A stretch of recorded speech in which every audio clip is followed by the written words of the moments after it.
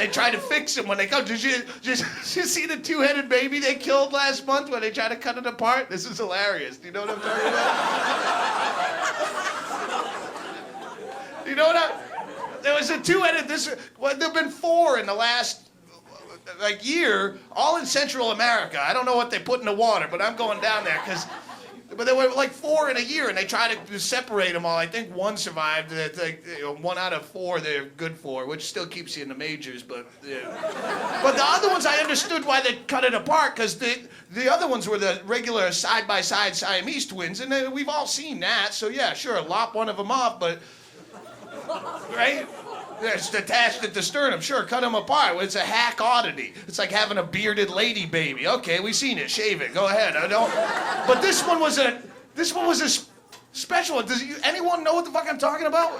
It had the second head growing out of the top of the bottom head. It's like a totem pole. It was like a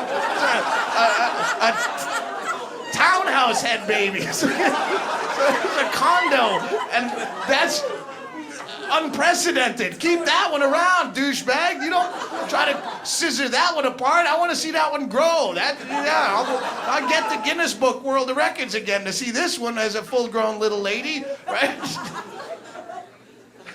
Come on. They had to cut it off, and this is why I understood, because they had to try to take the top one off. Well, I mean, obviously, you can't cut the bottom one off and move the top one down. That wouldn't work. But they said they had to move. They took off the top head because it had an underdeveloped brain. It had little formed eyes and lips, but it had an underdeveloped brain, and you can't do that to the low baby without its consent, right? I mean, I have friends who work with developmentally disabled people and on their own free will, and it's a really ambitious thing, and you gotta have a lot of heart to do that, but you can't just stick a kid with a retard that close to it your whole life, just trying to go through your day as just trying to read your Nancy Drew mysteries, and it's up there going, Mom, I'm trying to read, it's drooling Cheerios on me, Mom, it's drooling Cheerios. Stop it. You can't do that to the kid, but I'm telling you, you know what? This club has some of the hottest waitresses you'll see in any club around here, and just let me tell you this. Let me tell you this. If I was upstairs at the bar and all of these waitresses were sitting along the bar, butt-ass naked, and a full-grown, two-headed girl baby walked into the bar for a cocktail, I would turn away from the naked girls and go straight to her like a bug light. Because that would be interesting.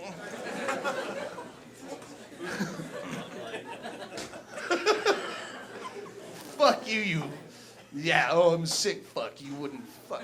If a two-headed girl baby came into the bar and you're all alone sitting up there at last call, you're gonna tell me you wouldn't at least get a knobber in the toilet?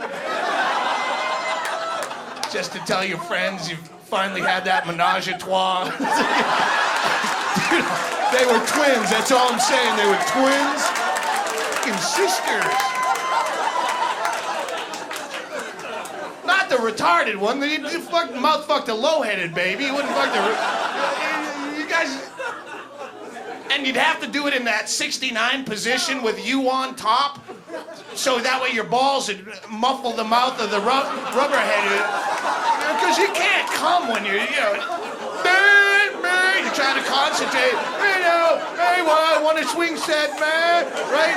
So you'd have to have the balls laying over. At least till you jizzed in that. And you certainly couldn't get it in the orthodox kneeling position, because then Rubberhead's looking up at you all wall-eyed, dude.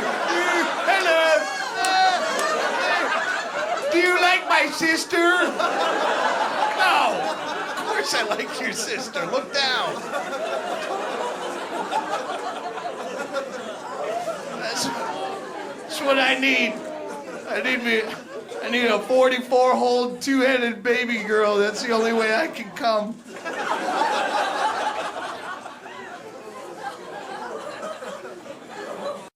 You know who's tempting me a lot lately? Oh, no, I don't. The transvestites. Yeah. Fuck you. Judge not lest you be judged, my friend. They're good now. You got the transvestites. They build them from scratch now. It's not like 25 years ago, a transvestite's just some old dude in a wig on a Dunkin' Donuts commercial. Time to make the donuts. No, they're good. You don't even have to pretend you got tricked anymore, right?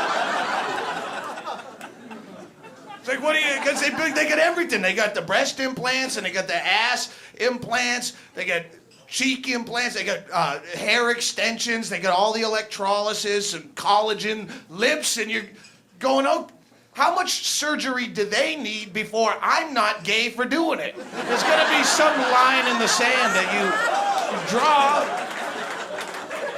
right?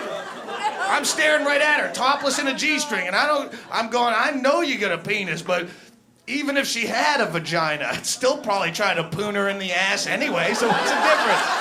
What's the difference? How do I lose?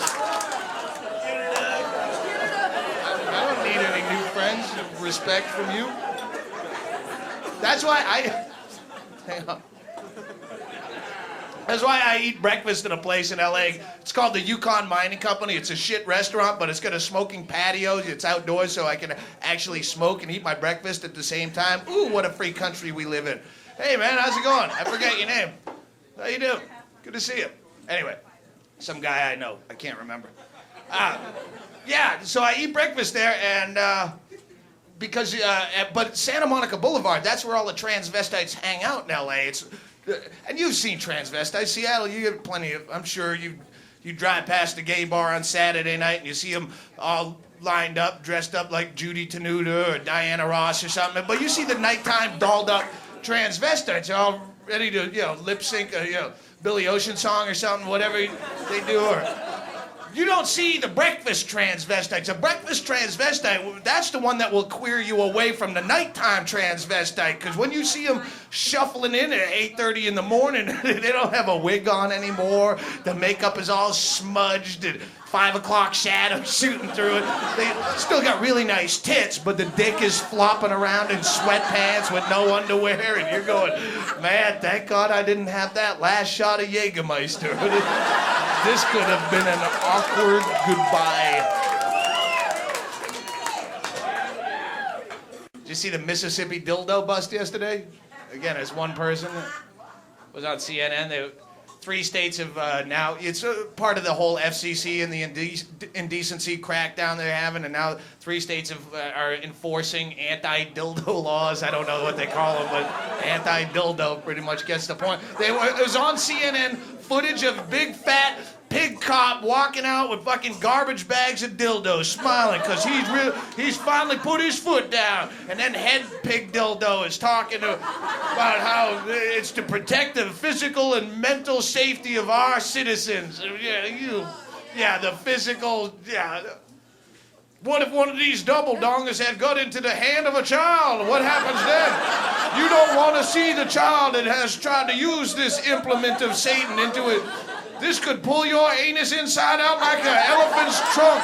Do you want to see our children walking down the street holding their lunchbox in one hand and their truncated rectum in the other like a bleeding sea snake?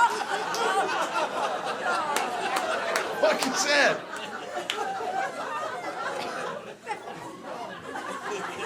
I'm not picking on cops. Cops are, for the most part, cops are just doing their job. And I had to do a benefit show, and I make jokes about cops because they're an easy target for a joke, but I had to do a benefit show for families of fallen police officers. And I mean, it's something that makes you think, because you do fuck with it, but it makes you realize they do risk their lives every day and get shit on all around. If you're a cop and you're sitting here, I'll buy you next drink, seriously. Are you a cop? You're in training? This is sweet. Because I'm lying. No, I'm making all this shit up. This is a sting operation. Here's your training right here. You know how the cops do you when you get a warrant, you forget to pay a traffic ticket, so they send you a thing, hey, you won a free TV. And you go, woohoo, I'm a winner. And you run down there with your thumb in your ass, hey, I'm a winner. And then they arrest you and make fun of you on the news. This is a reverse sting. I just want to see where you egomaniacs are sitting in case I want to score drugs after the show. I know who to avoid.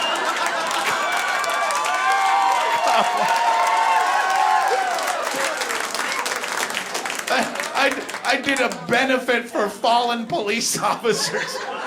Yeah, it was called the Pigs and Blankets Foundation. I masturbated through the whole event with a pinwheel hat on, right in the front row. They don't risk their lives for you. He's gonna risk his life, but since when did risking your life become something that people see as out of the ordinary? People risk their lives all the time, every day, and they do it for fun. They drink and drive, and they bungee jump, and they do crazy shit all the time. It's not because of you. They fuck last call whores without a condom. Woo! That ain't risking their life for the whore. Right? People they don't risk their lives for you. They risk their lives for the low level of celebrity involved in being a cop. You risk it. It's all about the ego. People wrestle alligators too, but never once has someone done it without an audience, all right? You see what I'm saying? If the cops are in... If I were a cop, I'd be an angry motherfucker right now, and I'll tell you why. Because the hero pussy that motivated you into the force, after 9/11, there was such an amazing glut of hero pussy. Cops couldn't walk out of their house. You didn't have to be anywhere near New York City. Cops all across, the girls just see the uniform and they would stop, drop, and suck his dick. He's a hero. Get it, girl. Hero. Get that hero dick. You couldn't walk out of your house without hero pussy being vaulted at you out of a catapult like rotted octopus, slapping you in the face. Hero pussy. You'd have to carry a tennis racket. Have you gone through tennis racket training yet? You carry a tennis racket to swat hero pussy to the ground so you can get to your call in time. And that placated you for a while. All the cops were happy for a while, but then the war started and the hero pussy market all shifted to the military. All the military guys are getting the hero pussy. And the cops, there's still cops today. You can spot them in bars. They'll carry pictures of the Twin Towers around with them, trying to remind the dumb chicks. Remember me? I'm on Homeland Defense, yeah. Yeah, this could happen right here in Renton if I wasn't very vigilant, you know? Will you at least touch it? Will your stanky friend watch me jack? Something? Who's your friend in the camouflage? Fuck this! I'm joining the fire department. This is bullshit.